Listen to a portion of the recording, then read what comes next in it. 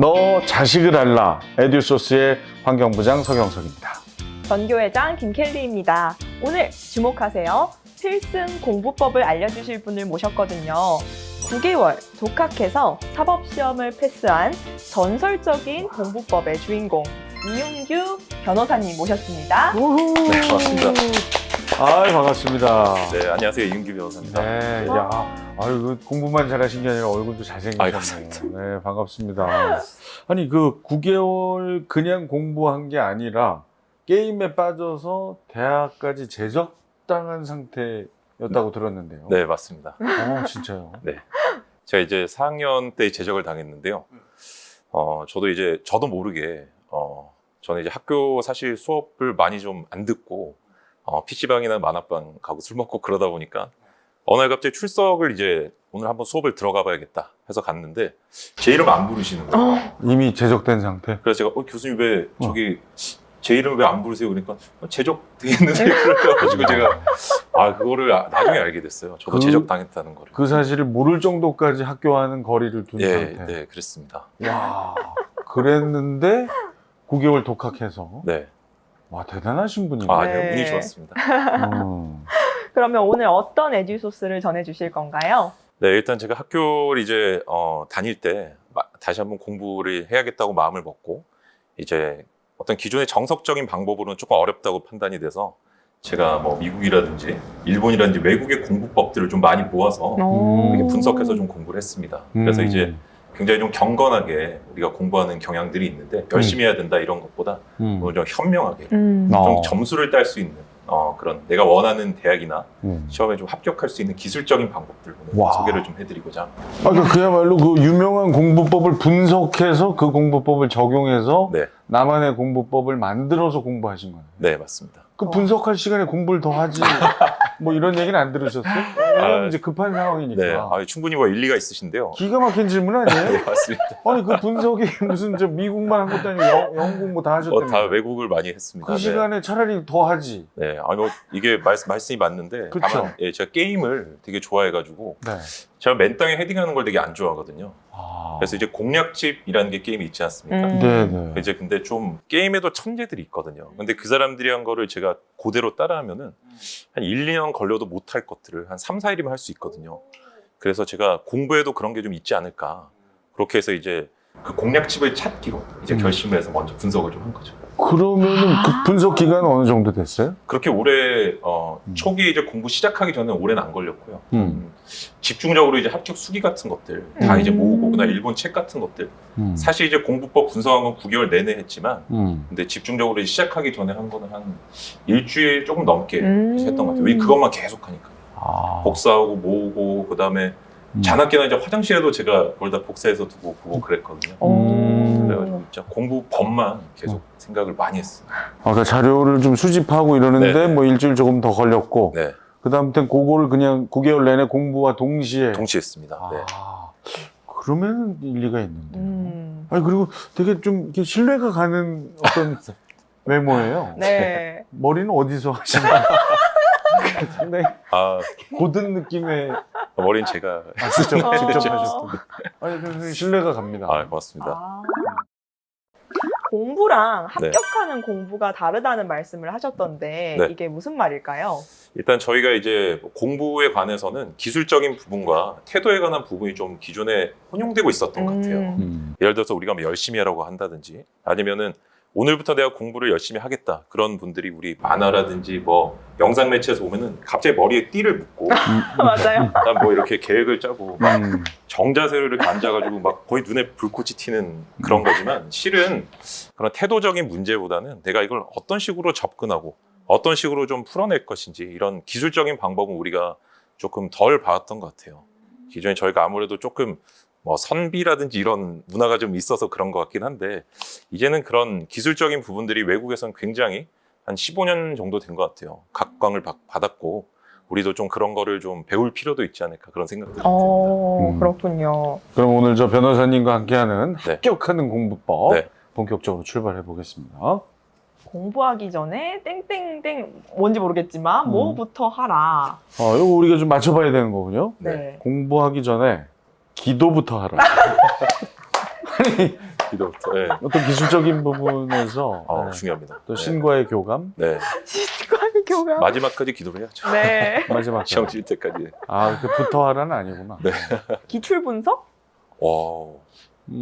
비슷해요? 네, 많이 지금 말씀하신 것 두 개가 요소입니다. 분석입니다. 분석. 아까 이제 뭐 기출 분석도 말씀을 해주시고 그랬는데 분석이 돼야만 이제 뭐 출제자 의도도 파악하고 이럴 수 있거든요. 그래서 제가 뭐 조금 더 설명을 드려도 된다면 우리가 기존의 네. 어떤 공부가 그저 열심히 하는 것에 너무 집중을 하고 있었어요. 그래서 저희가 뭐 특히 저도 이제 학창 시절에 그런 얘기들을 많이 들었지만 공부 안 하면 야, 너 이 안에서 어떻게 하냐? 공부해라, 열심히 해라고 하는데 뭘 어떻게 해야 될지 잘 모르는 거죠. 근데 우리가 이제 시험의 난이도를 떠나서 공부법, 접근법 자체는 어느 시험이나 거의 같거든요. 예를 들어 운전면허 시험을 우리가 준비할 때 어떤 식으로 보통 하나요? 개념을 먼저 개념을 먼저 보시고 보고 그다음에 문제집을 풀고. 정말인가요? 문제집부터 그냥 문제집을 풀어버렸어. 그냥 보통 저도 풀었던 것 같은데. 운전면허 시험 무시하시는 거예요? 그런 건 아닙니다. 아니 개념부터 봐야죠. 무슨 얘기세요? 왜 둘만 웃고 계신 거예요? 개념부터 보셨어요? 저는 도로교통법부터. 오. 네. 아이고, 이거 예, 맞습니다. 문제집부터 네, 봤던 문제집부터 것 같네요. 보게 맞아요. 되는 것 같습니다. 그래서 보통 저희가 이제 운전면허 시험도 80점 정도를 넘으면 합격한다고 하지 않습니까? 그래서 우리도 알게 모르게 조금 이 정도는 안 해도 될 것 같아라고 하는 걸 좀 걸러내는 것 같아요.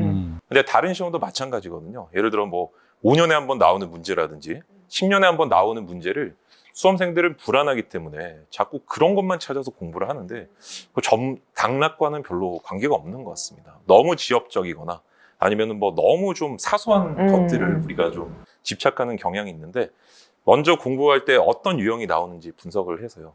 통계랑 난이도를 먼저 그냥 빈도랑 난이도를 조사를 좀 해줘야 됩니다. 그래서 5년에 한 번 나오는 문제, 5년 이상 한 번 나오는 문제는 C급으로 분류하고요. 그 다음에 2, 3년에 한 번 나온다. 그럼 이제 2년에서 4년 정도 B급입니다. 그 다음 매년 나오는 문제 A급 문제라고 할 수 있죠. 공부를 잘하는 학생들은 A급부터 먼저 순차적으로 정복해요. 그래서 내가 시간이 남을 때 C급을 하겠다 이렇게 되는데 공부를 잘 이제 조금 못한다, 뭐 내지는 아직 잘 모른다 이런 분들은 C든 B든 그냥 닥치는 대로 해요. 그러다가 딱 너무 어려워도 공부 안 되지만 막상 시험을 쳤는데 공부한 게 안 나온 거예요. 이럴 때도 굉장한 좌절감을 좀 맛보게 되죠. 그래서 먼저 출제 어떤 빈도, 그 다음에 나오는 부분들을 좀 모아서 그걸 한번 좀 분석해서 내가 굳이 하지 않아도 되는 부분을 먼저 좀 버리는 게 분석의 가장 큰 의미 같습니다. 그럼 당연히 기출 문제들을 살펴봐야 되겠군요. 당연합니다. 네. 기출 문제가 이제 없을 때는 어떻게 하냐고 물어보시는 분들도 계신데 결국 이건 확률의 문제거든요. 기출 문제라는 건 말하자면은 공신력이 가장 높은 출제 기관에 어떤 공표된 문제다 보니까 그게 없다면은 그냥 강사님들 문제집을 모조리 사요. 뭐 한 2, 30만 원치를 되겠죠. 그럼 또 이제 뭐 교사님 돈이 없어요 이렇게 하지만 1년 더 하면 한 1,500 더 들거든요. 그래서 맞네요. 그것보다는 그냥 깔끔하게 사서 모든 문제집에 다 실린 그것들을 한번 포스트잇 붙여보는 거예요. 그러면은 이거는 누구든 중요하게 생각하는 문제구나. 그다음에 어떤 특정한 문제집에만 실린 것들을 B, C 이렇게 또 나눠서 거기서 또 A, B, C 등급을 나눌 수가 있습니다. 아니 그럼 우리 저 변호사님 사법시험 보실 때 네. 그 문제집 다 샀어요?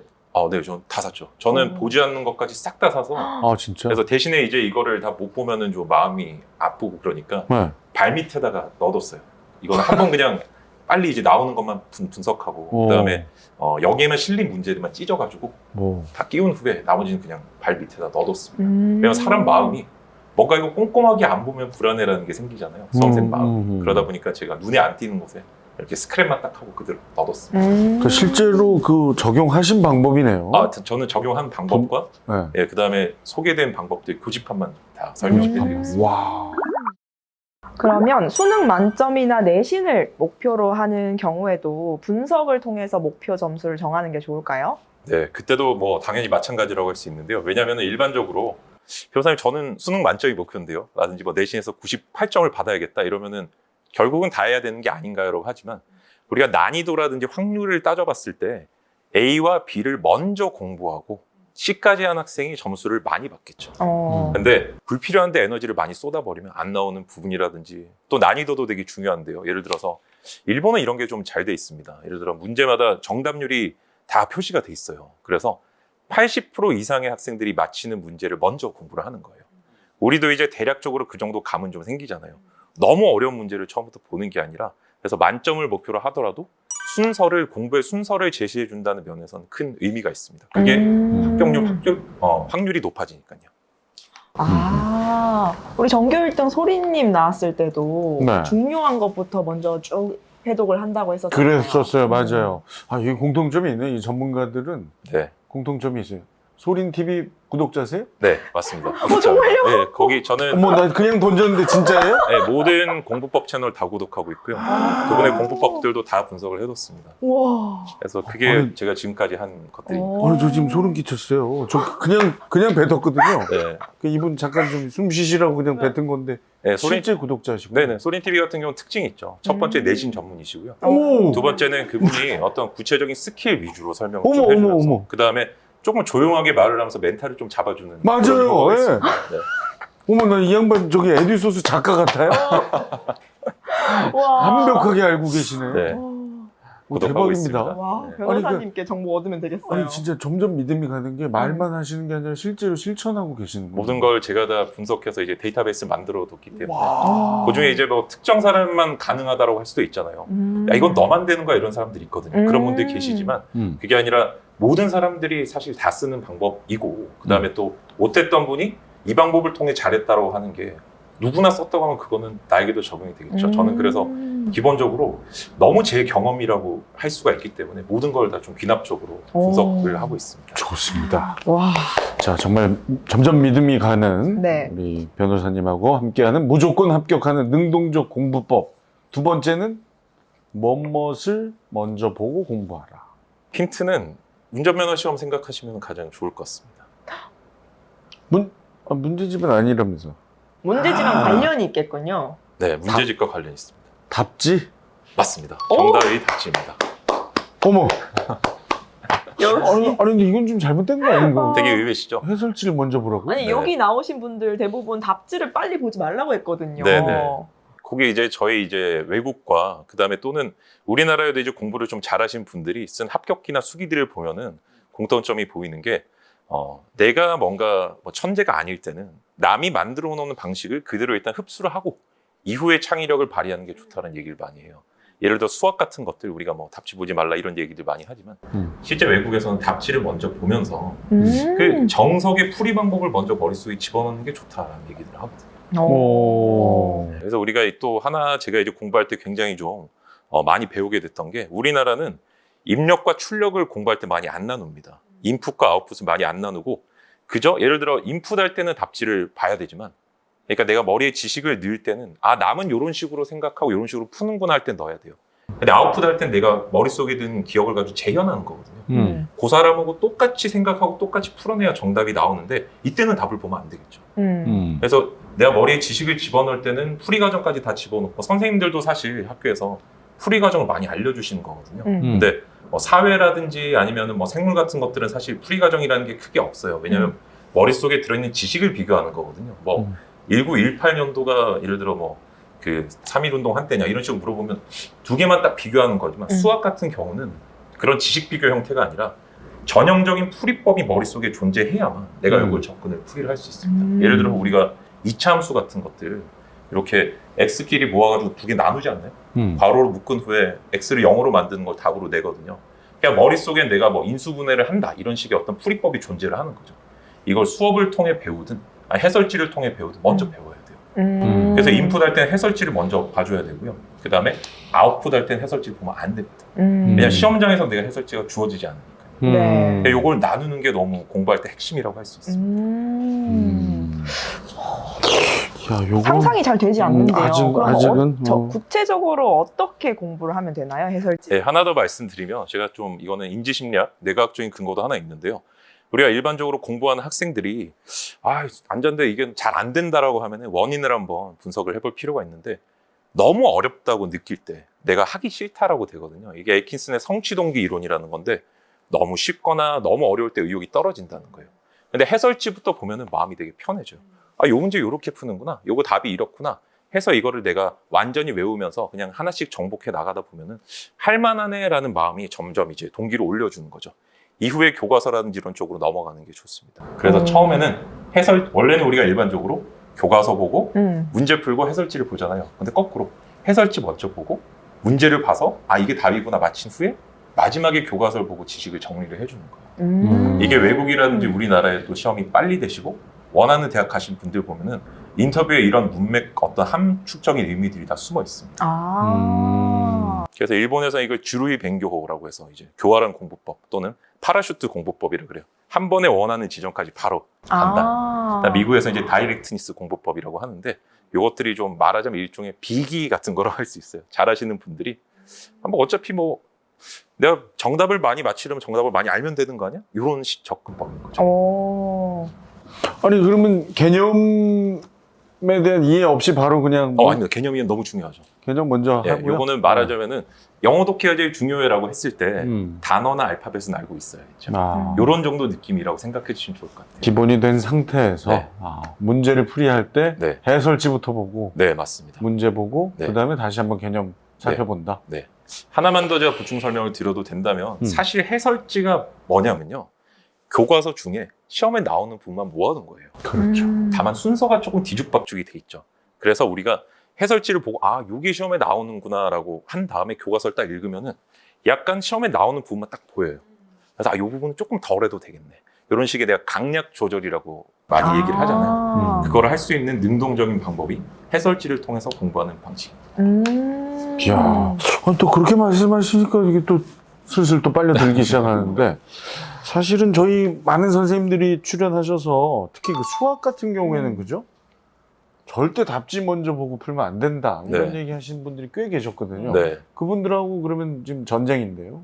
전쟁이라고 말씀하실 수도 있지만 제가 답을 보라고 하는 영역 자체가 좀 다르거든요. 우리가 사실 수업 시간에 수업 들을 때 선생님 풀이법 다 알려주시잖아요. 근데 음성보다 활자가 훨씬 기억에 용이합니다. 이게 훨씬 시각적인 정보들이 머리에 더 많이 남거든요. 그래서 우리가 선생님 말씀해 주신 거 이외의 범위의 것들 이런 거는 해설지 딱 보는 게 훨씬 좋죠. 그리고 이거는 지식을 입력하는 데 한정이 됩니다. 풀이법을 배울 때만 해설지를 보는 거고요.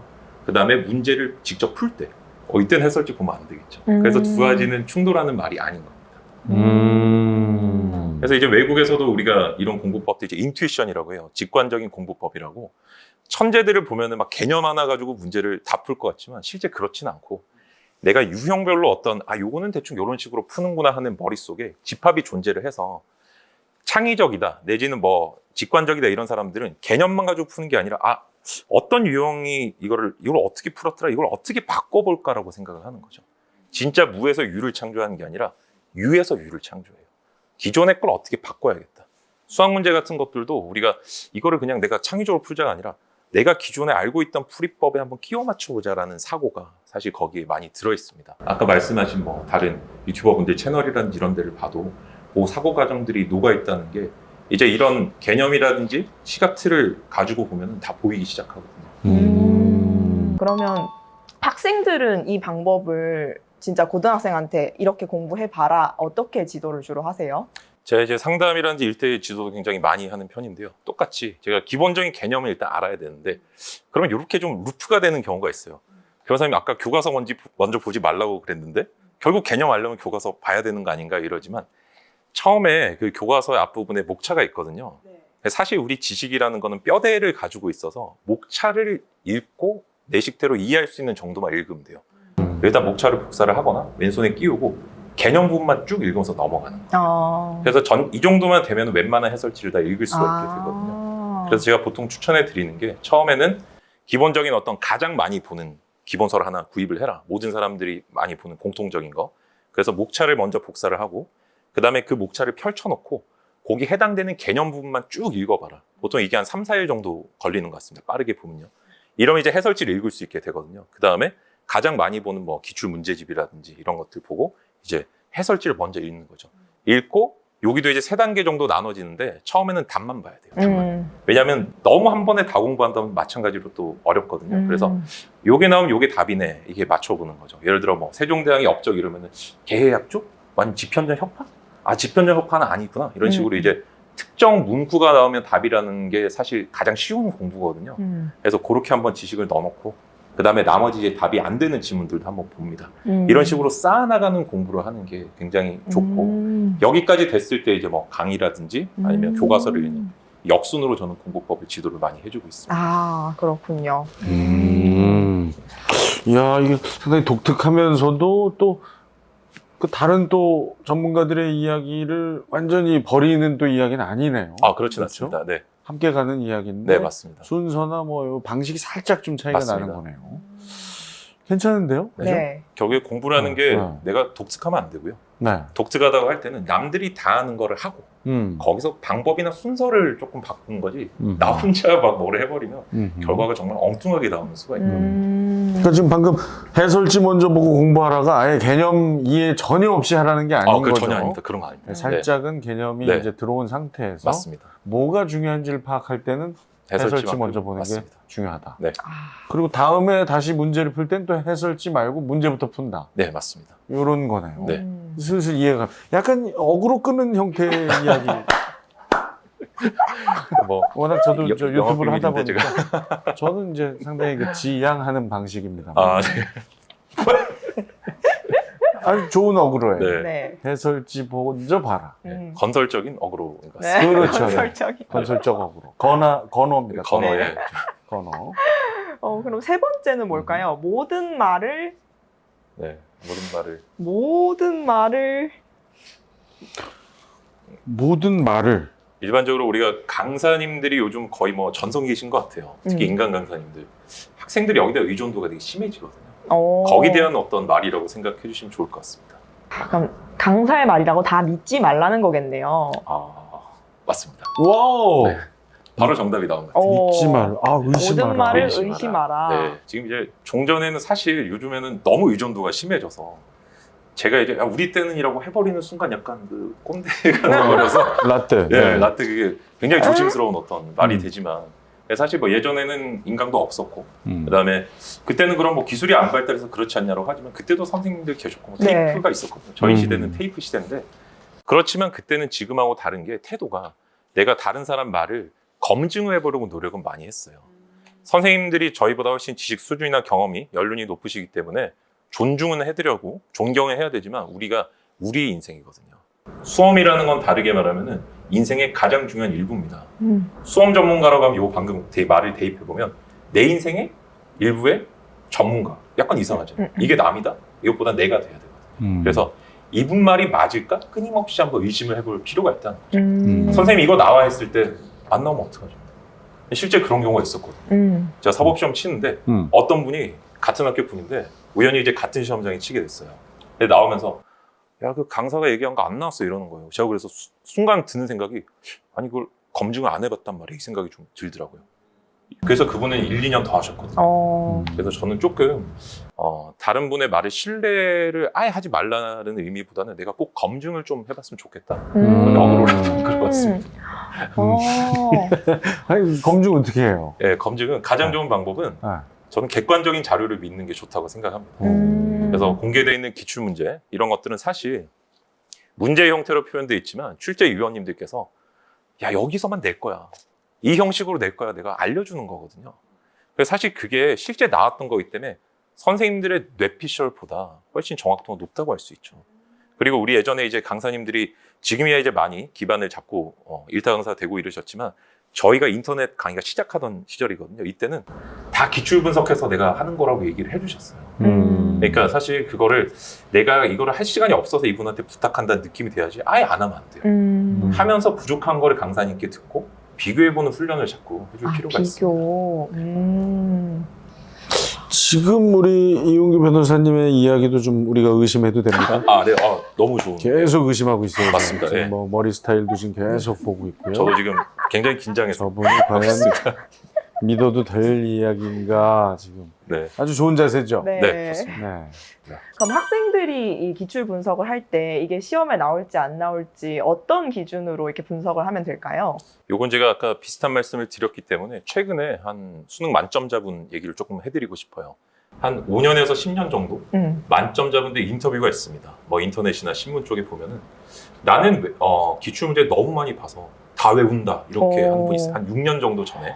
그다음에 이제 이번 22년도 수능 여기서 만점 받으신 분도 기출문제가 너무 중요하다. 그래서 아까도 이제 말씀을 좀 드렸지만 어떤 유형이 나오고 어떤 빈도로 나오고 여기 전형적인 풀이법이 뭐다라는 걸 좀 알 필요가 있는 거죠. 시험 문제는 두 종류밖에 안 나오거든요. 아는 문제랑 모르는 문제밖에 안 나오거든요. 근데 사람들은 아는 문제만 공부해서 점수가 안 올라가요. 모르는 문제에 대한 대응법, 매뉴얼이 있어야 돼요. 행동지침이 있어야 이 문제가 나왔을 때 당황하지 않고 점수를 높일 수 있거든요. 근데 그 대응 매뉴얼은 통계로 만드는 거예요. 기존에 내가 이런 문제가 2년에 한 번 나왔고 이런 유형으로 나왔으니까 앞으로도 이렇게 보면 되겠다라는 식으로 접근할 수 있는 거죠. 예를 들어서 뭐 참치, 그다음에 뭐 오징어, 고등어, 독수리 이러면 답이 뭘까요? 지문이 요 선지가 4개가 나왔어요. 참치, 갈치, 고등어, 그다음에 독수리. 답은 뭔가요? 독수리. 그렇죠. 문제를 몰라도 맞히실 수 있죠. 그다음 이게 왜냐면은 그러니까 선지들끼리만 봐도 관계를 내가 패턴을 파악할 수가 있다는 거거든요. 이게 사실 기출을 보는 가장 큰 이유고 문제 먼저 봐야 되는 이유입니다. 그래서 내가 시험이 원하는 건 이런 거구나. 내년에 문제를 또 봤더니 내년에는 뭐 고등어, 그다음에 갈매기, 그다음에 또 뭐 있어? 상어, 뭐 그다음에 또 바다생 가오리 이렇게 나왔어요. 그러면은 또 갈매기가 답이 되겠죠. 이런 식으로 보면은 근데 공부를 조금 덜한 분들은 센스가 없는 분들은 갈매기가 어떻게 생겼는지, 부리가 어떤 모양인지, 뭘 먹는지 이런 너무 세부적인 것들이 있거든요. 실제 여기서 출제 의도는 어류랑 조류를 너 구별할 수 있니라는 걸 묻고 싶은 거였어요. 문제를 통해서 아까 시작할 때 우리 회장님께서 말씀해 주셨어요. 출제자 의도 아까 우리 승장 체육부장 선생님께서 말씀해 주셨는데 그렇죠. 환경부장. 이런 식으로 하면 제가 의심할 수밖에 없어요. 아니 제가 3번을 얘기했어요. 아까 자막으로도 나갔는데 의심할 수밖에 없네요. 이건 좀 편집 좀 부탁드립니다. 왜 어떻게 편집을 해? 이 좋은 포인트를 어떻게 편집합니까? 신뢰도가 지금 무너지는 것 같은데. 아이고 아실만한 분 이건 무조건 나가요. 의심 포인트예요. 그래서 환경부장님께서 그 출제자 의도라 했는데 방금 그게 너무 출제자 의도 분석이 딱 되는 거죠. 아, 요걸 묻는구나. 나는 요 선까지만 공부하면 되겠다. 알 수 있게. 그 말씀이군요. 네. 그런 의심. 들으면 들을수록 이제 좀 가닥이 잡히는 것 같아요. 자, 우리 변호사님께서 시험은 기출로 시작해서 기출로 끝난다라는 얘기 네. 하신 적 있나요? 있습니다. 있고 이거는 네. 굉장히 유명한 또 수험가의 어떤 정설이라고 할 수 있는데요. 음. 실제 이 방법을 좀 모르는 분들이 굉장히 많습니다. 일단 나눠야 돼요. 무조건 인풋과 아웃풋은 무조건 나눠야 돼요. 인풋을 기출로 시작하고 아웃풋도 기출로 끝내야 돼요. 두 가지 의미인데 첫째는 아까 말씀드린 것처럼 기출 문제를 모두 모아서 매년 나오는 거, 2, 3년 한 번 나오는 거, 5년 이상 됐을 때 한 번 나오는 거 나누고 난이도를 또 매겨서 우선순위 A급부터 공부를 하면 되겠죠. 이게 귀납적으로 기출로 먼저 인풋하는 방식이고요. 그다음 학생들 중에 보면은 마무리할 때 갑자기 강의를 자꾸 듣는 학생들이 있어요. 내가 지금 가서 문제 풀고 이래야 되는데 뭐 강의를 듣는다든지 모의고사를 다시 한번 풀어본다든지 이거는 너무 좀 엉뚱한 게 내일은 잔디구장에서 축구를 하게 돼 있는데 갑자기 동영상 뭐 시청하면서 네이마르 기술 한번 볼까? 남이 한 걸 본다든지 강의를 보는 게 그런 거거든요. 그다음에 또 내일 잔디구장인데 오늘 갑자기 잔디가 아니라 뭐 모래라든지 그런 데서 이제 축구 연습하면 전혀 이게 의미가 좀 없겠죠. 그래서 마지막에 기출로 마무리한다는 거는 실제 시험장에 사실 좀 잔인한 말이긴 한데 내가 올해 시험을 쳤는데 만약 안 됐어요. 수능을 쳤는데 점수가 안 나왔거나 원하는 시험에 못 붙으면은 얘도 기출이 되거든요. 그래서 이 기출의 흐름을 계속 한 10년치 정도를 답을 체크해 놓고 한 미리 시험 치기 한 1, 2주 정도 전에 계속 그것만 보면은 놀랍게도 거기서 문제가 굉장히 많이 나오고 그다음에 시험 적응력 자체가 굉장히 많이 올라갑니다. 우리가 토익 시험 치러 갈 때 귀에 뭐 대부분 꽂고 가시지 않나요? 듣기를 미리 해보는 거. 현장에 나의 적응력을 미리 맞출 필요가 있어요. 근데 뭐 강의를 인풋을 갑자기 다시 한다든지 아웃풋 해야 되는데 그다음 아니면은 또 뭐 전혀 모의고사를 풀어본다든지 이런 거는 너무 실제와는 동떨어진 마무리 방식이라고 할 수 있죠. 그래서 기출로 시작해서 기출로 끝낸다는 거는 기출을 수집해서 공부를 시작하고 기출로 마지막 적응력을 높이면서 끝낸다라고 정리를 할 수가 있습니다. 그러면 수능 직전에 만약에 수학 기존 기출 문제들이 쫙 있다고 할 때 변호사님은 그걸 가지고 그냥 유형을 쫙 보라고 하시는 건가요? 아니면 한 번씩 다 풀어보라는 건가요? 그게 이제 3개로 나누면 좋겠어요. 인풋 할 때는 처음에 유형을 나누고요. 그다음 아웃풋 할 때는 풀어보고 마지막에 내가 다시 시험장에 풀어본 것들만 들고 가서 눈으로 빨리 머리로 한번 쉬는 시간에 풀어보는 거죠. 그래서 실제 수능 만점자분들 중에도 내가 일부러 쉬는 시간에 비문학이라고 우리 국어에 그거를 문제를 들고 가서 계속 풀어봤다는 분이 있어요. 음. 어차피 그게 또 작년도 기출이 올해도 비슷하게 나올 거고 거기에 대한 나의 어떤 행동 지침을 자꾸 테스트를 해보는 거예요. 아. 실제 시험장에 가면 난 이렇게 할 거예요. 그렇군요. 이게 마음속으로 막 시험장에서 안 떨어져야 된다고 소용이 없어요. 자꾸 그거를 루틴을 만들어서 훈련을 하고 그렇게 마무리하는 게 가장 좋은 방식인 것 같습니다. 근데 이제 최근 수능의 흐름으로 봐서는 이제 좀 새로운 내용들이 많이 나와서 좀 당황한다. 네. 그렇죠? 어디서 듣도 보도 못한 지문이 갑자기 나오게 됐다. 네. 이런 거 이제 기출을 학습함으로서는 대비가 안 될 수도 있을 것 같은데. 네. 그것도 이제 한 두 가지 정도 의미가 있을 것 같아요. 첫째는 만약에 그런 문제가 나왔을 때는 내가 그것부터 푼다는 건 사실 조금 현명하지 않은 대처일 수 있습니다. 굳이 일부러 당황할 필요 없거든요.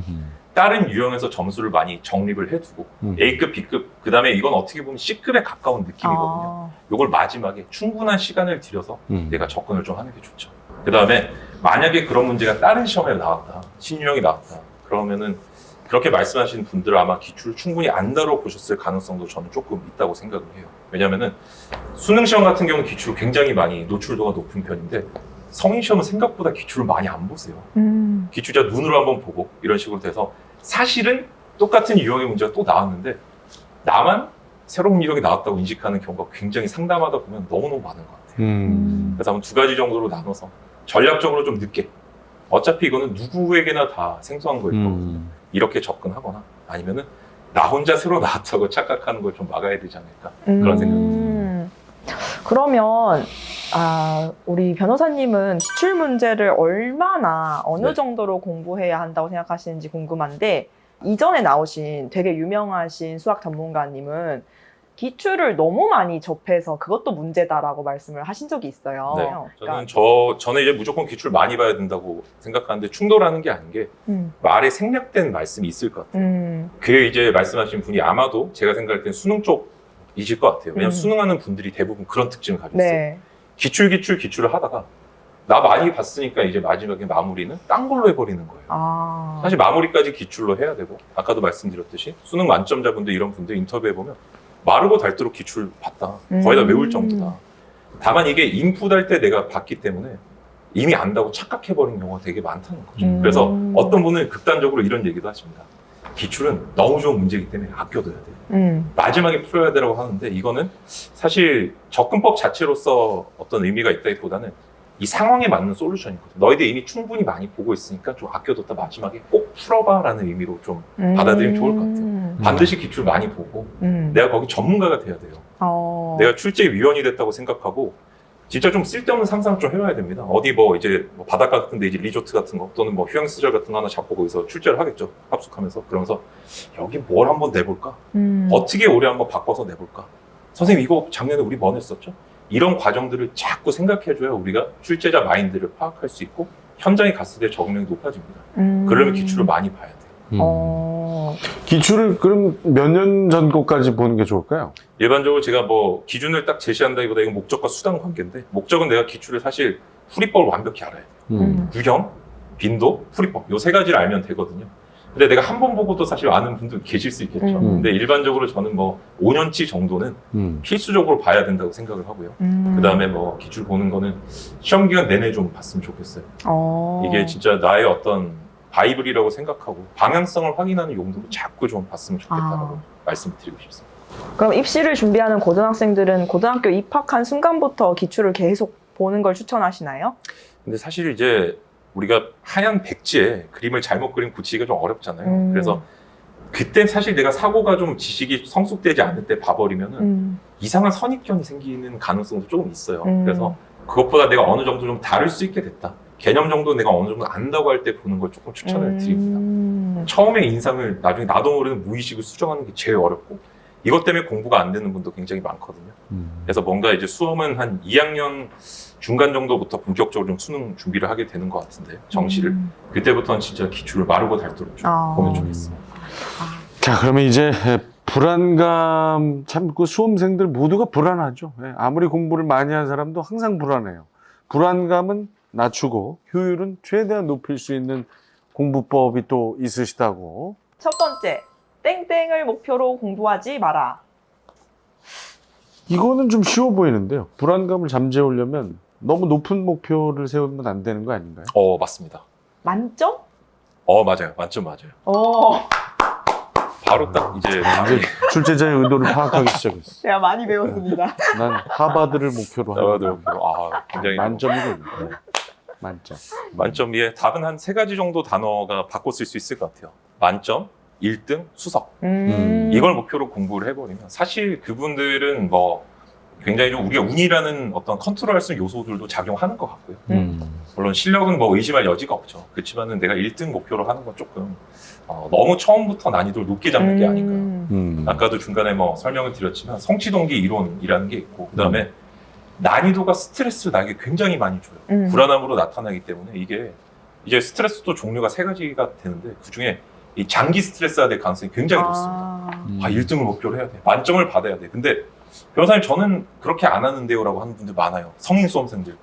아니에요. 공부법은 죄다 만점을 목표로 하고 있어요. 기본 강의 엄청 꼼꼼하게 듣고 기본서 진짜 뭐 엄청나게 반복 암기하고 그게 만점 공부하는 분들이 그렇게 하는 거거든요. 실제 시험은 조금 현명하고 좀 교활하게 시험에 나온 부분을 먼저 좀 공부할 필요가 있죠. 그게 방법이나 기술적인 측면뿐만 아니라 나의 멘탈 스트레스에 굉장히 악영향을 끼칠 수 있습니다. 그래서 허들을 좀 낮춰서 서서히 올려가는 걸 추천을 드립니다. 좋네요. 맞아요. 문 닫고 합격하는 걸 목표로 한다 이런 친구들 있었거든요. 정말 좋죠. 네. 제가 작년에 문 닫고 공인중개사 시험 60.083점으로 똑같지 않습니까? 합격하면?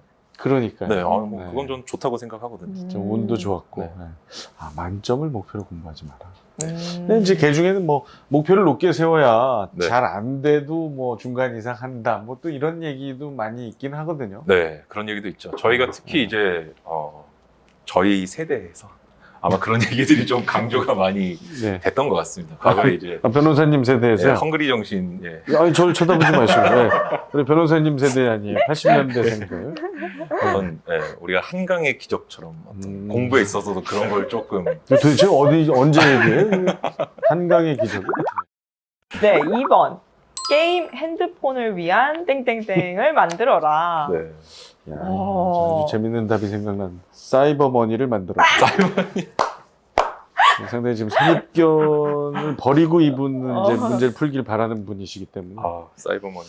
사이버머니 이제 말도 안 되고요. 가만 있어보자. 게임 위안. 휴대폰을 위한. 불안과 스트레스가 이제 연관이 돼 있고 이건 다이어트로 한번 생각해 보시면 좋을 것 같아요. 다이어트. 그 치팅데이처럼요? 마치 정답 치팅데이입니다. 오, 역시. 사실 아니, 그 갈수록 진짜 두 의도를 완전히 파악하고 계신데? 아니 다이어트 말하니까 그 네, 생각이 딱 나더라고요. 생각이 한번 열어줘라. 네. 아. 왜냐면 사실 우리가 공부라는 거를 좀 너무 이제 성스럽게 좋은 거라고 생각을 하다 보니까 사실 공부하고 허리가 좋아졌다, 눈이 좋아졌다 이런 건 없거든요. 없죠. 죄다 이제 공부 열심히 하는 분들 보면 안경 쓰고 있고 허리로 대부분 고생하는데 공부는 이 결과가 좋은 거예요. 이거 하고 나면 나중에 뭐 좋은 대학을 간다든지 아니면 뭐 좋은 자격을 간다 이런 거지 과정은 진짜 지옥 같은 힘든 거. 다이어트도 마찬가지지 않나요? 그러니까 결국에 다이어트랑 공부의 공통점은 본성을 이성으로 누른다는 것에 있습니다. 근데 사람이 화장실 가지 말라고 한다고 해서 안 갈 수는 없거든요. 그런 거하고 똑같죠.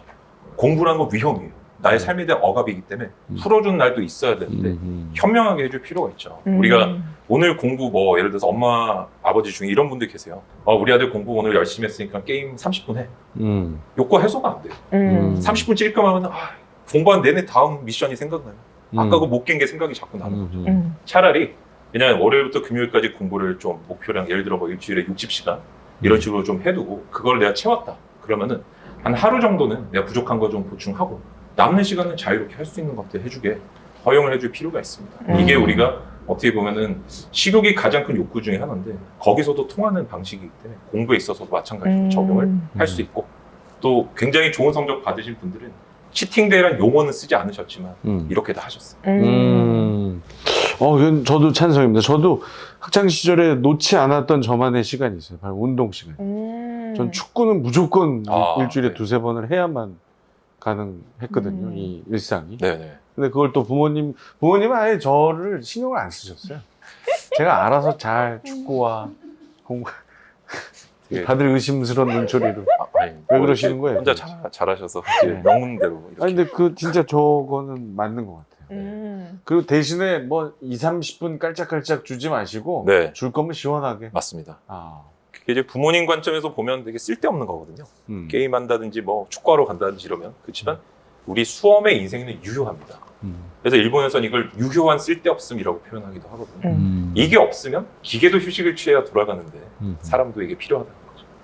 그런데 아까 전에 그러면 그 약속한 분량을 했을 때 아예 이렇게 시원하게 치팅데이를 주라고 하셨는데 네. 아이가 뭐 인내력도 약하고 해서 자기가 목표한 바를 못 이뤘어요. 네. 그럼 어떡하죠? 이거는 질문 관점을 좀 바꿔볼 필요가 있는 것 같아요. 이건 목표가 잘못돼서 그렇죠. 아... 대신에 우리가 처음부터 뭔가 목표를 높게 잡고 좌절해서 나는 안 되나라고 할 필요도 없어요. PT 받는 거하고 똑같다고 한번 생각을 해주시면 좋겠습니다.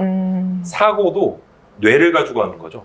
뇌는 몸의 일부고 쓸수록 이 사고의 근력이 증가를 합니다.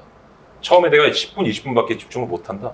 그럼 다음에 목표는 25분이 되면 돼요. 그래서 조금씩 30분, 35분, 40분을 늘려가는 게 중요한 거지. 처음부터 뭐 4시간, 3시간 이렇게 목표를 높게 잡고 아 이거 못했는데 내가 치팅데이를 받을 자격이 있을까 이렇게 할 필요는 없다는 거죠. 좋습니다. 자, 세 번째 방법. 뭐뭐처럼 나를 테스트하라. 뭘까요? 횟수의 문제인 것 같아요. 자기 테스트를 뭐 3달에 한 번, 뭐 2달에 한 번 이게 아니라 계속 좀비처럼 나를 테스트하라. 좀 매 시간 나를 막 확인, 미안합니다. 그래야 덜 불안하거든. 내가 현재 어느 정도인지를 알아야. 정답은 이제 시험 당일처럼 테스트하는데 실제 그걸 너무 많이 반복하면 좀비가 될 수도 있겠지만 저는 매일 정도로만 시험 당일처럼. 근데 말씀 자체는 맞죠. 네. 당일처럼. 당일처럼. 시험 당일 같은 높은 긴장도와 그런 어떤 집중 상태가 음. 돼야만 내가 시험을 테스트를 해볼 수 있거든요. 그래서 저는 조금 방법적으로는 좀 색다른 제안을 한번 드려보고 싶어요. 한마디로 내가 말을 할 수 없다면 모른다는 증거거든요. 그래서 내가 나를 위한 일타 강사가 됐다고 생각하고 나를 좀 가르쳐 보면 좋겠어요. 특히 어려운 부분들. 내가 설명할 수 있다면 그 부분을 알게 되고 여기서 추론이 작동을 하게 돼 있습니다. 정답을 내가 뭔가 외우고 아는 상태예요. 이걸 자꾸 설명하려고 하다 보면 머릿속에 퍼즐들이 하나씩 맞춰지면서 공부가 좀 완성이 되거든요. 그래서 셀프 렉처라고 하는데 일본 같은 데서는 이제 학원에서 학생들이 나올 때 중얼중얼 이렇게 나와요. 이상한 사람들처럼. 저도 예전에 이제 주로 졸릴 때라든지 아니면 이제 끝나고 기숙사 걸어갈 때 이런 걸 했었는데 혼자 이제 뭐 저를 가르치면서 걸어갔죠. 맞은 사람이 대답을 하는 거예요, 갑자기. 맞은 사람이요? 네, 맞아. 아, 네, 뭐 저기다가 제가 저도 약간 느낌이 좀 뻘쭘하고 말 거는 줄 알고. 그럼 이제 뭐 한잔 하셨겠죠. 그러니까 그래서 그런 적도 있고 한데 자기를 가르쳐 보면서 자꾸 이게 되면은 시험장에서도 작동을 하거든요. 이런 식으로 풀 수 있다. 그래서 끊임없이 자기를 좀비처럼 테스트 해보는 게 중요한 것 같습니다. 그러면 이제 학생들이 실제로 공부 계획을 어떻게 세우면 좋을까요? 보통 우리가 계획을 미래를 향해 세우죠. 아까 이제 또 환경부 부장님께서 말씀해 주셨지만 포부를 가지고 세워요. 미래를 향해. 그렇게 하면 안 되고요. 목표에서 거꾸로 돌아오는 방식으로 세워야 돼요. 예를 들어서 제가 영어 공부를 가지고 쉽게 한번 예를 한번 들어볼게요. 올해 나는 뭐 영어 잘하는 사람이 돼야지. 우리 뭐 특히 성인이 그런 목표를 많이 세우잖아요. 이거 못 지켜요. 며칠 지나면. 왜? 집중이라는 개념은 사실 목표랑 관련이 크게 있습니다. 집중이 안 된다는 거, 할 게 뭔지 모른다는 거. 그렇기 때문에 내가 예를 들어서 외국인만큼 영어를 잘하고 싶다면 외국인이 평소에 일상적으로 쓰는 단어나 또는 문장, 책을 하나 사요. 이거를 하루에 8페이지 봐야지 이런 식으로 거꾸로 돌아오는 거예요. 예를 들어 이 책이 300페이지면은 목표가 뭐 6개월인데 내가 공부할 수 있는 시간 계산해서 하루에 8페이지 보자는 것과 원어민처럼 내가 영어 공부해서 그렇게 되겠다는 건 너무 구체성이 다르죠. 집중도에서 차이가 나요. 그래서 공부라는 거는 마찬가지로 우리가 공부할 때도 이 책이 몇 페이지니까 현재 남은 기간 얼마고 공부할 수 있는 시간 얼마야. 하루에 몇 페이지를 봐야지. 이런 식으로 계획을 거꾸로 세워서 오는 거죠. 정말 이해가 잘 되네요. 방금 얘기 너무 좋은데요? 왜 그 영어의 예를 들으셨는데 8문장은 내가 오늘은 한다. 네, 하루에. 맞습니다. 네. 그게 쌓이면 이제 네. 외국인처럼 말하기가 되는 거죠. 네. 근데 우리는 외국인처럼 말해야지 계획 세우고 네, 영원히 이거 뭐 아무것도 안 하고 아무것도 안 앉아있는 하고 있죠. 자, 시험 시간 배분. 네. 어떤 기술이 필요할까요? 너무 중요한 게 우리가 이제 일반적으로 공부 계획은 되게 잘 세웁니다. 보통 이제 초등학교 방학쯤 마스터를 하죠. 동그라미 그려가지고 이렇게. 근데 시험 계획이 있는 분들이 잘 없어요. 없어요. 사실 시험은 웬만한 시험은 시험 시작 5분 뒤에 다 결정된다고 볼 수 있어요. 5분 안에 결정. 5분 안에요? 네. 어떤 문제를 내가 먼저 풀어서 어떻게 점수를 적립하고 어떻게 확률을 높일 건지를 계산을 해야 돼요. 예를 들어서 제가 정말 어려운 예를 들어 뭐 국어, 수학 어려운 문제가 있다 이러면은 공부를 잘 못하는 분들은 워밍업도 안 된 상태인데 우리가 의욕이라든지 아니면 실력, 현장 적응력 워밍업이 돼야 되거든요. 바로 그 문제에 올인해버리고 재수하자 이런 경우들이 굉장히 많다는 거죠. 그래서 평소에 내가 어떤 유형의 문제가 어렵다. 그리고 시험장에는 어떤 문제가 어느 정도 배분으로 나온다. 그래서 나는 A급 문제부터 난이도 쉬운 것부터 먼저 풀겠다. 이렇게 돼야 돼요. 그래서 사실 시험은 자주 나오고 쉬운 거를 잘 푸는 사람이 점수를 높이 받을 확률이 훨씬 높습니다. 그래서 걔를 먼저 푸는 플랜을 평소에 연습을 해두고 시험장에서도 시작하면은 한번 쭉 넘겨봐야 돼요. 넘기면서 이거는 내가 오늘 못 풀 것 같아라는 거 동그라미 쳐놓고 넘어가야 돼요. 나중에 딴 걸 풀면서 워밍업이 되고 그 다음에 예를 들어 40문제가 나왔는데 내가 26문제 정도를 이제 풀었어요. 그 다음에 한 10문제 정도 고민을 했어요. 그럼 4문제가 남잖아요. 그러면은 내가 4문제를 인생을 걸고 풀어야지랑 40문제를 인생 걸고 풀어야지 너무 느낌이 다른 거예요. 이게 스트레스가 압도적으로 차이가 많이 나죠. 그래서 시험장에서 푸는 순서를 시험장 계획이 반드시 존재해야 한다. 그걸 평소에 연습을 꼭 해두라. 이렇게 말씀을 드리고 싶어요.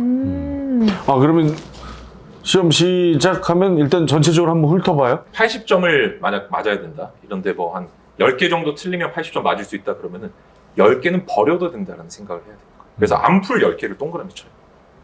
그러니까 나는 예를 들어 40문제라 그러면 나는 30문제를 푸는 사람과 40문제 목숨 걸고 푸는 사람 다르거든요. 다르죠. 처음부터 10문제 버리고 시작을 하는 거예요. 근데 그 40문제를 훑어보는데도 시간이 꽤 걸리지 않나요? 그래서 평소에 연습이 필요합니다. 아. 그래서 문제만 보고 뭘 묻는지를 알 것 같은 게 필요하죠. 아. 유형별로 자기가 알거든요. 내가 함수를 못하는지, 집합을 못하는지, 비문학을 못하는지, 전체글 구조 파악하는 걸 못하는지, 한자를 바꾸는 걸 못하는지, 화작문을 못하는지 이런 것들이 평소에 내가 연습이 안 돼 있으면 훈련이 돼 있지 않으면 시험장에서 그거 본다고 막 몇십 분 지나가겠죠. 아. 5분 안에 끝내야 돼요. 그러니까 그런 훈련이 되면 5분 안에 훑어보기가 끝나야 된다. 네, 끝나야 됩니다. 그리고 더 빨리도 될 수 있고. 더 빨리도 될 수 있고. 최대 5분입니다. 최대 5분. 네. 아, 너무 공감 간다. 내가 진짜. 저걸 못해가지고. 왜냐하면 우리가 네. 제가 이제 실제 사례를 말씀을 드리면 저희가 이제 저희는 이제 16장의 사법고시가 문제가 그다음에 한 페이지 팔지선다예요. 한 페이지 한 2개에서 3개 정도 문제가 실려 있는데 그 중에 계산 문제가 있어요. 저는 수학도 잘 못하고 산수도 못하고 그러니까 얘가 나오면 안 풀겠다라고 전략을 세웠어요. 안 푼다기보다 마지막에 풀겠다 이랬는데 그 어려운 문제를 주변에 한숨 소리가 들리는 거예요. 시험 시작했는데 이런데 저는 그때 속으로 환호성을 질렀어요. 야, 이 사람들이 전략이 없구나. 나는 안 풀 거야. 이렇게 다른 거 다 풀고 저는 여유 있게 마지막에 공지 풀고 시험 합격을 했죠. 번- 거기서 제가 시작부터 좌절하는 사람과 어차피 이게 나올 거니까 안 풀 거라고 계획을 세우는 사람 완전 결과가 다른 거죠. 아, 근데 이게요, 뭐, 우리 회장님도 시험 많이 봐보셨겠지만, 막상 시험 볼 땐 그 생각을 잊어요. 맞습니다. 저도 재작년에도 제가 그래서 한마디면 1차를 떨어질 뻔 했는데, 네. 정말 운 좋게 붙었고, 2차는 그러지 말아야지 하고 들어갔는데 내가, 한 10분 지나니까 한숨 쉬면서 한 문제에 몰두하고 있더라고요. 맞습니다. 그래서 제 생각엔 평소 훈련이 중요하다. 너무 중요합니다. 그다음 시험장에서 루틴을 꼭 만들어야 돼요. 우리가 저는 스포츠 심리학이라든지 스포츠 선수들을 좀 많이 보고 배웠으면 좋겠어요. 예전에 박태환 선수 같은 경우는 올림픽에서 이제 메달을 따고 입상하기 전에는 그 부정 출발에서 실격당한 적이 있어요. 너무 떨어가지고 소리를 못 들은 거죠. 준비하라 그랬는데 뛰어든 거죠. 입술에. 근데 이후에 자기만의 루틴, 음악 듣고 보통 있었잖아요. 네. 선수님께서. 그런 내가 뭐 시험장에서 음악을 듣든 뭐든 나의 어떤 그 시험 감각을 끌어올린 불안감을 줄인 루틴을 꼭 만들어야 돼요. 그리고 시험장에서 5분 안에 모두 체크하는 것도 그 루틴 속에 들어가 있어야 됩니다. 그래야 마음이 평온해지고 나올 게 나왔구나. 이거는 전혀 새로운 문제가 나왔네. 나중에 풀어야지. 이런 게 세워지는 거죠. 이거 없이 접근하면은 한 문제 한 문제가 인생을 건 테스트가 되거든요. 진짜. 너무 멘탈이 왔다 갔다 해요. 제가 나중에 이제 그 해설지를 보고 가채점 후에 이제 봤을 거 아니에요. 네. 시간이 없어서 찍을 수밖에 없었던 문제 중에 반 이상이 제가 시간만 있었으면 편안하게 문제죠. 풀 수 있었던 문제였던. 맞습니다. 근데 그 앞에서 걸렸던 한두 세 문제 때문에 그걸 완전히 살펴볼 시간을 놓쳐버린 것 같습니다. 아, 이게 어떤 시험이든 적용이 되겠네, 이 네, 이론. 맞습니다. 네. 맞아요. 솔직히 저 약간 의심스러웠던 부분이 요 마지막에서 완전히 지금 약간 해결되고 있어요. 너무 공감이 아까 같이 갔던 게 저도 영어나 국어 과목엔 자신이 있었거든요. 그래서 문제를 딱 보면 이게 무슨 유형이고 내가 어려워하는 거다 아니다가 파악이 되는데 어려워하는 과목은 이 훈련 자체나 유형에 대한 분석 자체가 부족하니까 문제를 봤을 때 그게 감이 안 오더라고요. 맞습니다. 그래서 첫 번째 말씀하신 그 기출 분석이나 네. 유형 분석 이런 게 다 엄청 중요할 것 같아요. 네. 변호사님 좀 마지막 되니까 상당히 뿌듯해 하시는데 좀 먹혀들었어 뭐 네. 이런. 드디어 제가 부장님을 설득했다. 네, 아니, 이게 공감을 할 수밖에 없는 게 작년에 있었던 일이거든요. 체감을 해보셨기 때문에. 정말요. 네. 와. 네. 그럼 구독자 질문 남겨주셨는데 우리 환경부장님이 한번 읽어주실까요? 안녕하세요. 고1 아들을 둔 엄마입니다. 변호사님의 영상을 찾아보니 하루 16시간 공부를 하셨고 앉아있는 시간이 20시간이 넘었다고 하던데 어떻게 그게 가능한가요? 저희 아들은 정말 30분도 못 앉아 있습니다. 엉덩이가 들썩이는 게 눈에 보여요. 엉덩이로 공부를 한다는데 고3까지 버틸 수 있을지 걱정입니다. 어떻게 하면 오래 앉아있게 할 수 있을까요? 이런 거를 어디에 올리셨군요. 20시간. 아, 예. 제가 앉아있어. 이제 저도 이제 전설적인 어떤 삼관왕 변호사님이 계신데 하루에 17시간 하셨더라고요. 음. 제가 그거 보니까 그러니까 이게 앉아 있는 시간은 그보다 길고 본인이 이제 뭐 순 공부 시간이 그 정도다 그래서 야, 내가 뭐 그분만큼은 안 되니까 1시간 줄여서 목표는 16시간 이렇게 해서 했었습니다. 누군가가 했다면 저도 가능한 일이라고 생각했어요. 와. 16시간을 공부하셨어요? 네. 20시간 앉아 계시고요? 네, 거의 그 정도 앉아 있어요. 그게 가능합니까?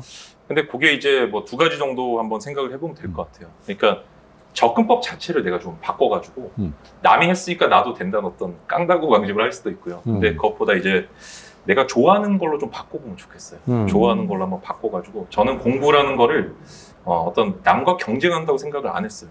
왜냐면 이게 저는 이제 부산대를 나왔는데 사법고시 치는 분들이 대부분 이제 소위 스카이라고 하는 서울대, 고려대, 연세대 분들이에요. 생각만 해도 아찔하죠. 이 사람들하고 경쟁한단 말이야?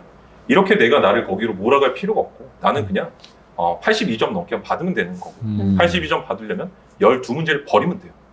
공부 안 할 거를 제가 버리고 나머지만 풀면 되는 거죠. 그렇게 하면서 제가 그 속에서 자꾸 저를 튜닝을 좀 많이 했었는데 저는 기본적으로 이제 공부할 때 어떤 지식을 쌓고 경쟁한다는 느낌보다는 밑줄 치고 형광펜 뭐 칠하고 그다음에 요약해보고 그러니까 어떤 판단이나 감정이 개입하지 않는 것들을 게임처럼 자꾸 했어요. 하다 보니 실력이 늘어있는 것들 다른 사람 의식하지 않으려고 노력을 많이 했고요. 그 다음에 게임하고 이제 공통점이 공부가 공략집이 존재하고 통한다는 것과 그 다음에 그걸 통해 가지고 어떤 기술적인 부분들이 존재를 한다는 거죠. 저는 철저하게 감정을 좀 배제하고 기술을 자꾸 쓰려고 노력했어요. 이것만 하다 보면 뭐 이 정도는 할 수 있지. 그 다음에 공부할 때도 제가 한 번 앉으면 보통 뭐 지금도 뭐 굉장히 오래 앉아 있지만 3-4시간 정도는 그냥 기본적으로 앉아 있거든요. 근데 이 시간 동안 똑같은 걸 하는 게 아니에요. 사실 내가 뭔가를 내가 집중을 못하고 일어난다는 건 목표가 없다고 말씀을 드렸잖아요.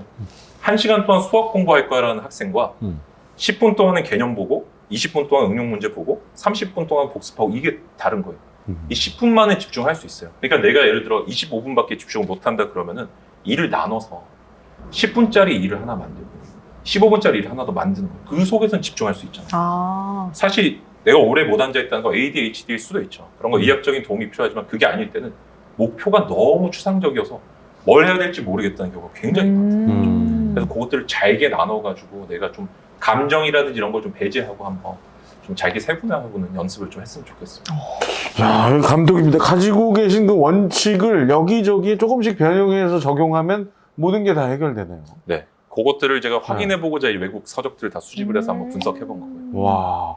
그러니까 뭐 한 3-4시간은 뭐 얼마든지 지금도 앉아 계실 수 있군요. 저는 솔직히 네. 수험생인데 뭐 8시간 공부한다면 사실 이해는 잘 안 돼요. 왜냐면은 저는 지금 일하는데 앉아서 밥 먹거든요. 와이프가 이제 음식 해다 주면 앉아서 거기서 일하면서 그냥 저는 10몇 시간씩 앉아 있어요. 그냥 앉아서. 요즘도? 예. 그게 어떤 야 너니까 가능하지 않냐 이게 아니라 훈련의 결과인 것 같습니다. 계속해서 그 시간을 늘리고 내가 이 속에서 해야 될 거를 앉아서도 저는 바로 실행을 하는 게 아니라 남아있는 시간을 계산해서 뭘 해야 될지 다 한 분 단위로 계획을 세워둬요.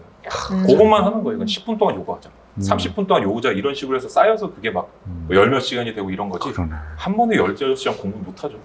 잘게 쪼개서 계획을 세우는. 맞습니다. 그러면서 성취감이 높아지거든요. 그렇죠. 내가 요구했으니까 더 해볼까? 재미가 있죠. 네.